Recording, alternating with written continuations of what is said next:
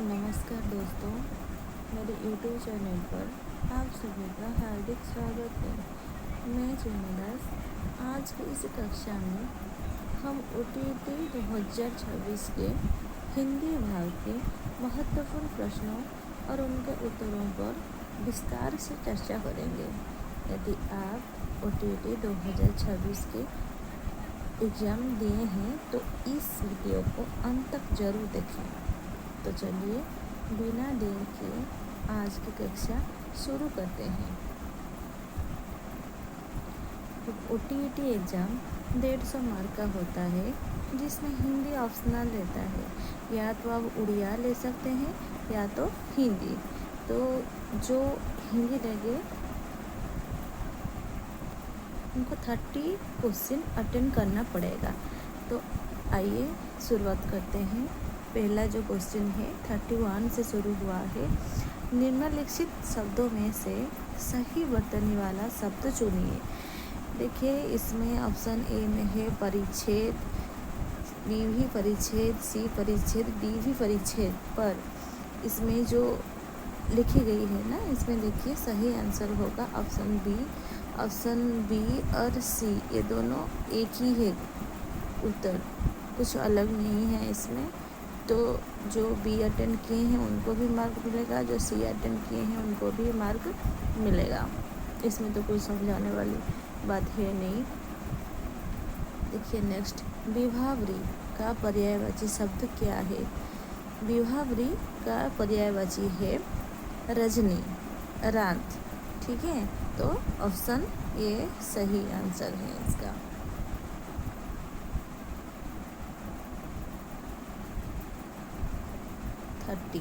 हमें थोड़ी सी तकलीफ उठानी पड़ेगी। इस वाक्य में किस प्रकार के विशेषण का प्रयोग हुआ है? ऑप्शन ए गुणवाचक विशेषण, ऑप्शन बी अनिश्चित संख्यावाचक विशेषण, ऑप्शन सी निश्चित परिमाणवाचक विशेषण, ऑप्शन डी अनिश्चित परिमाणवाचक विशेषण। तो इसका सही आंसर होगा अनिश्चित परिमाणवाचक विशेषण, ऑप्शन डी। ठीक है, ऑप्शन डी।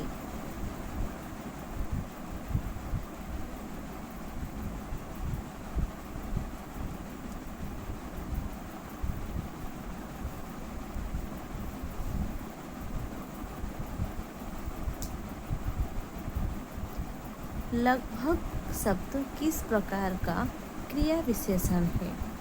लगभग शब्द किस प्रकार का क्रिया विशेषण है? ऑप्शन ए परिमाणवाचक क्रिया विशेषण, ऑप्शन बी रीतिवाचक क्रिया विशेषण, ऑप्शन सी कालवाचक क्रिया विशेषण, ऑप्शन डी स्थानवाचक क्रिया विशेषण। तो इसका जो सही आंसर है वो होगा option B, sorry option A परिमाणवाचक क्रिया विशेषण। देखिए नेक्स्ट, जो अव्यय पद दो या दो से अधिक पदों, पदबंधों या उपवाक्यों को जोड़ता है उसे क्या कहते हैं? ऑप्शन ए क्रिया विशेषण, ऑप्शन बी संबंधबोधक अव्यय, ऑप्शन सी समुच्चयबोधक अव्यय, ऑप्शन डी विस्मयादिबोधक अव्यय। तो इसका जो सही आंसर होगा ये समुच्चयबोधक अव्यय होगा, ऑप्शन सी समुच्चयबोधक अव्यय। ठीक है, देखिए नेक्स्ट 36 से जो 30 जितने भी क्वेश्चंस हैं, ये एक पैराग्राफ दिया गया है, उसी पैराग्राफ में से ही वो क्वेश्चन लिया गया है। तो अभी हम पैराग्राफ को पढ़ते हैं। किसी के भी जीवन में सुख और संतोष का बहुत अधिक महत्व है। जिस व्यक्ति को संतोष मिल जाता है वह सुखी रहता है। तुलसीदास जी ने कहा था, चाहे कोई कितना भी धन कमा ले उसे कभी संतोष नहीं मिलता। संतोष रूपी धन मिल जाने पर ही बाकी सारे धन धूल के बराबर बन जाते हैं। व्यक्ति जितना अधिक धन कमाता है उसके मन में उतना ही अधिक असंतोष उपजता है।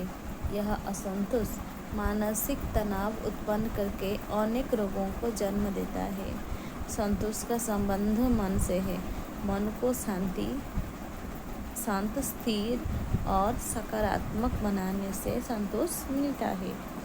देखिए इस पैराग्राफ में से जो पहला क्वेश्चन है, इसमें दिया गया है कि जीवन में किन का महत्व तो बहुत अधिक है।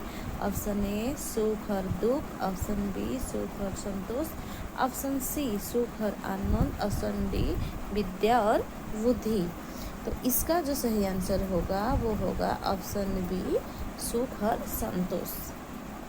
नेक्स्ट क्वेश्चन, तुलसीदास जी ने क्या कहा था? तुलसीदास जी ने उस पैराग्राफ में ये कहा था कि संतोष रूपी धन मिल जाने पर जो बाकी सारे धन है वो धूल के बराबर है। तो ऑप्शन सी इसका सही आंसर होगा। 38, असंतोष के कारण क्या उत्पन्न होता है?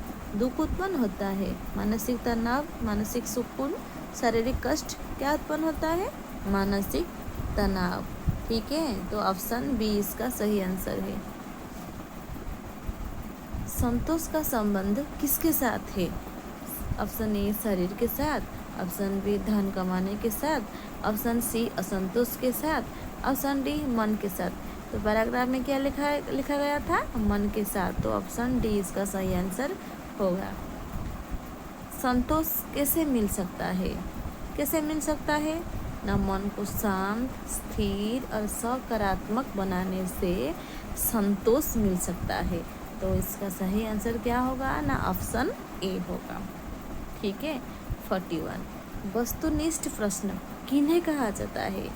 ऑप्शन ए जिनके उत्तर निश्चित, सटीक, स्पष्ट होते हैं, या जो प्रश्न दीर्घ उत्तर वाले होते हैं, या जिन प्रश्नों के कई उत्तर हो सकते हैं, या जिनके उत्तर अनिश्चित और अस्पष्ट होते हैं। तो इसका जो सही आंसर होगा ऑप्शन ए जिनके उत्तर निश्चित, सटीक और स्पष्ट होते हैं।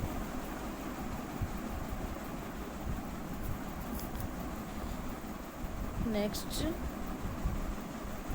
भाषा विकास की प्रक्रिया में बच्चा सबसे पहले कौन सा कौशल विकसित करता है? भाषा विकास प्रक्रिया में बच्चा सबसे पहले श्रवण कौशल का विकसित करता है। तो इसलिए ऑप्शन बी सही आंसर है। नेक्स्ट, भाषा शिक्षण में कमजोर विद्यार्थियों के लिए सबसे उपयुक्त तरीका क्या है? ऑप्शन ए उन्हें अलग बिठाकर पढ़ाना, ऑप्शन बी उन्हें सरल भाषा की पुस्तकें देना, ऑप्शन सी उनकी क्षमता और ज़रूरतों के अनुसार पाठ को समायोजित करना, ऑप्शन डी उन्हें व्याकरण न पढ़ाकर सिर्फ गद्य और पद्य पढ़ाना। तो सही आंसर होगा ऑप्शन सी, उनकी क्षमता और ज़रूरतों के अनुसार हमें पाठ को उन्हें पढ़ाना चाहिए, उन्हें समायोजित करना चाहिए। तो ऑप्शन सी इसका सही आंसर है। देखिए नेक्स्ट, एक समावेशी कक्षा में भाषा शिक्षण के दौरान क्या करना चाहिए? ऑप्शन ए सिर्फ होनहार विद्यार्थियों पर ध्यान देना चाहिए। ये तो नहीं है, ये तो गलत है। ऑप्शन बी अधिक से अधिक मौखिक भाषा का प्रयोग करना चाहिए। ये देखिए नेक्स्ट, पाठ्य पुस्तक तक सीमित रहना चाहिए। बच्चों को उनके शिक्षण स्तर के अनुसार अलग अलग बिठाना चाहिए। तो अगर देखा जाए तो ऑप्शन बी और ऑप्शन डी ये दोनों में से कोई एक उत्तर सही हो सकता है। मुझे तो दो लग रहा है और ज़्यादा मुझे अप्रोप्रिएट ऑप्शन डी लग रहा है। तो मुझे लगता है कि बच्चों को उनके शिक्षण स्तर के अनुसार अलग अलग बिठाना चाहिए, ये हो सकता है। तो देखना कि आंसर की में क्या होता है, इसको देखेंगे बाद में। आधुनिक हिंदी साहित्य के जनक कौन कहलाते हैं? प्रेमचंद, निराला, जयशंकर प्रसाद, भारतेंदु हरिश्चंद्र। तो ऑप्शन डी भारतेंदु हरिश्चंद्र हिंदी साहित्य के जनक कहलाते हैं, आधुनिक हिंदी साहित्य जगत के। नेक्स्ट, निम्नलिखित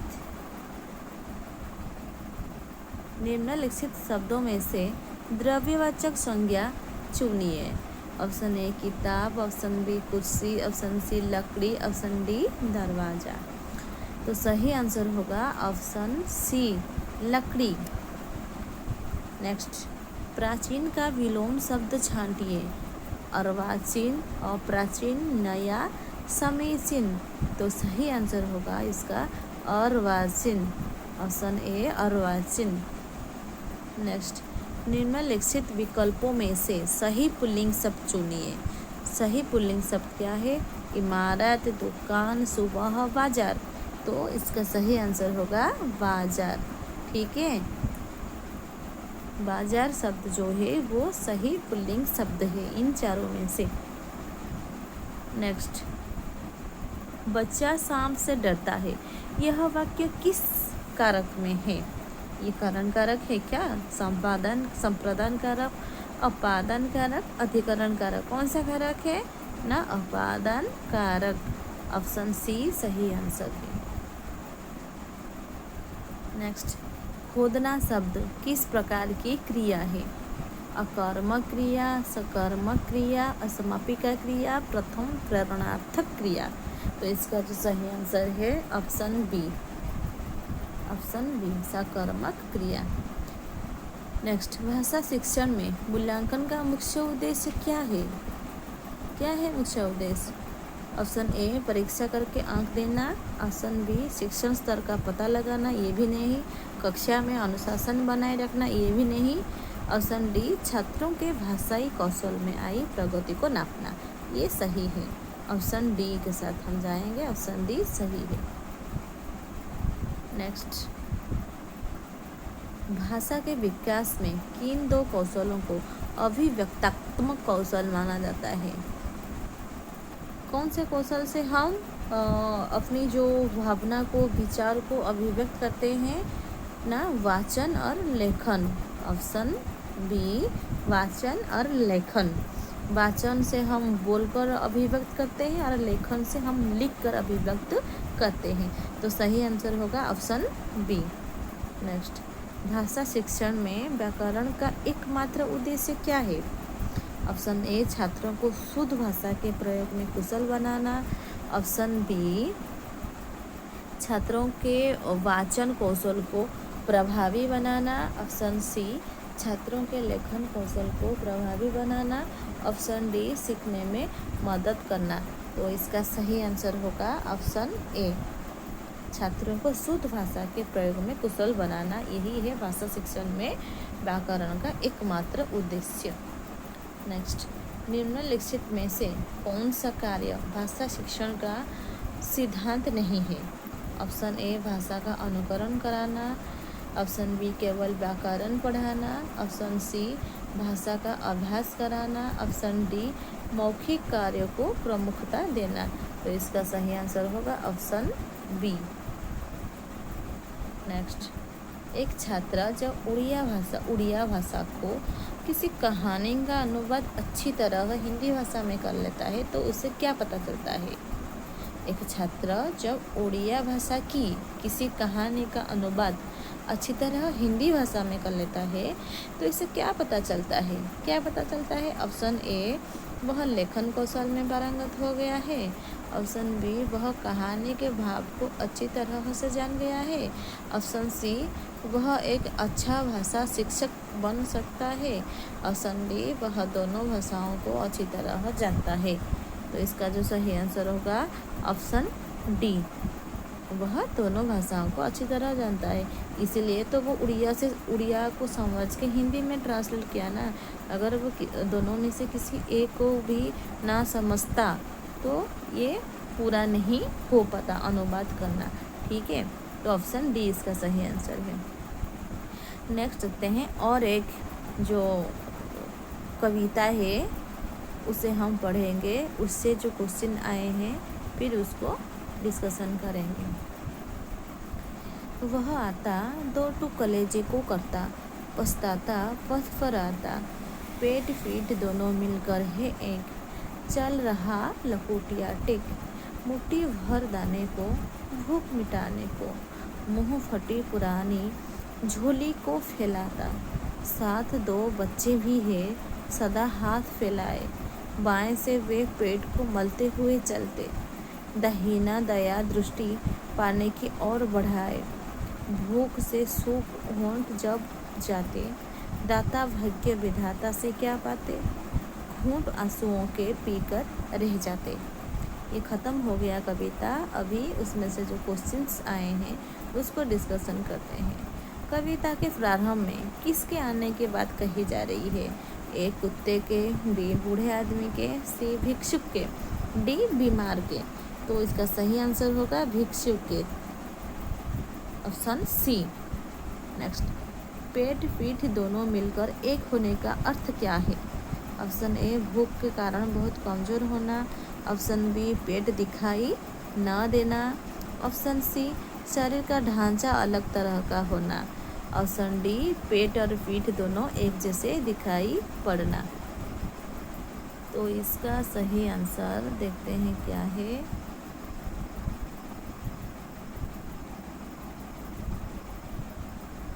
पेट पीठ दोनों मिलकर एक होने का अर्थ है भूख के कारण बहुत कमज़ोर हो जाना।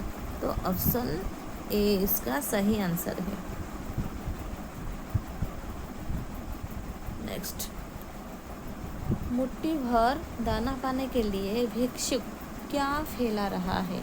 अपना हाथ, अपना कटोरा, अपना थैला या मुंह फटी पुरानी झोली।